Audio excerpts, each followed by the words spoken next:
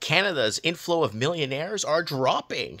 It's no longer a safe place to park your money. So if you're a money launderer and you're coming in from China and you want to park your money, Canada looks like it doesn't look like it's a safe place like it used to be. And here is the article from Better Dwelling. Canada's inflow billionaires fall 70%, no longer in the safe 8. Oh no, no longer in the safe 8. Canada's reputation as a stable destination for wealth is quickly fading. Now in Canada, they call them, or our media calls them, foreign investors. It's just money laundering from China, and it's being parked into our real estate, fentanyl, the whole 9 yards. Been covering it for 14 years now, since 2010. We've been covering this and warning you guys how Canada is selling out to the highest bidders. And if you go down to the graph here, you will see.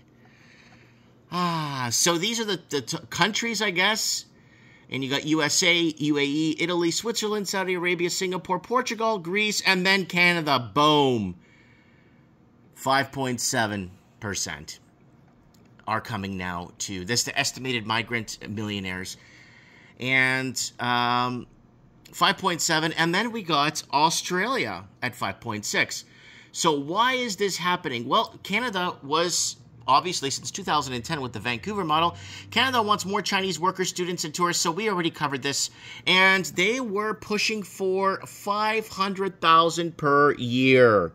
500,000 Chinese per year because they spend a lot of money. This isn't a proper way to keep your economy afloat. This is not a proper way for everyone to enrich themselves with the country's resources and product and production and exports. This is just all propped up. And it gets worse. And when we type park your money on our channel, we see videos like this. If you want to see more videos and more information about this, Canadians are losing to money laundering. BC housing taxes 7 years ago. Major economic collapse to every Canadian major city.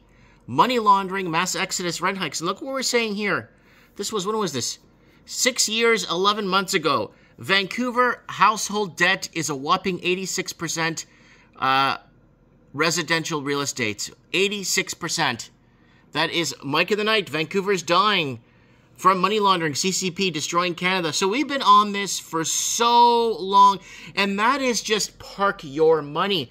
Now, as Canada is like second last on this list, more and more billionaires or millionaires are now flocking to obviously other countries here.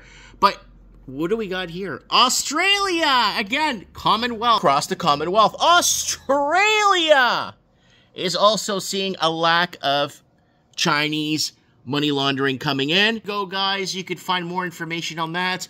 And Australia, CCP, you'll see China controls Australia. China CPP continues to destroy Australia. Australians fight back against CPP takeover. Housing crisis going nuts down under 7 years ago. CPP immigration destroying Australian housing affordability. 86% of immigrants live in major cities. 1 in 10 Australian dwellings are empty. CCP money laundering is destroying middle class. And as you guys start to see here, as foreign investors and the governments can't open their borders like, hey, come on in, park your money, no questions asked. New Zealand did the same thing. The UK did the same thing. We covered this because this was major. We covered this in depth because this was major, because it was criminal. Now, a lot of people are going to come back to say, well, you got to blame your governments. Don't blame the Chinese people. Okay, then let's put in a government that's going to clean this and start calling out all the money and all the legal funds that were purchased through Canadian real estate. And then those investors could blame that government. Okay? So we'll do it like that. So that's why you have artificial shortages and you can't afford to buy food. Go look and see what we told you about food 10 years ago. Because I was living in Vancouver, walking the empty streets in 2010, showing you guys on video how destructive this is going to be. And there's going to be a mass exodus. I left the city because of this. I left Vancouver, a prominent business doing well, because I just realized that it was going to be next to impossible to live in a major city in Canada.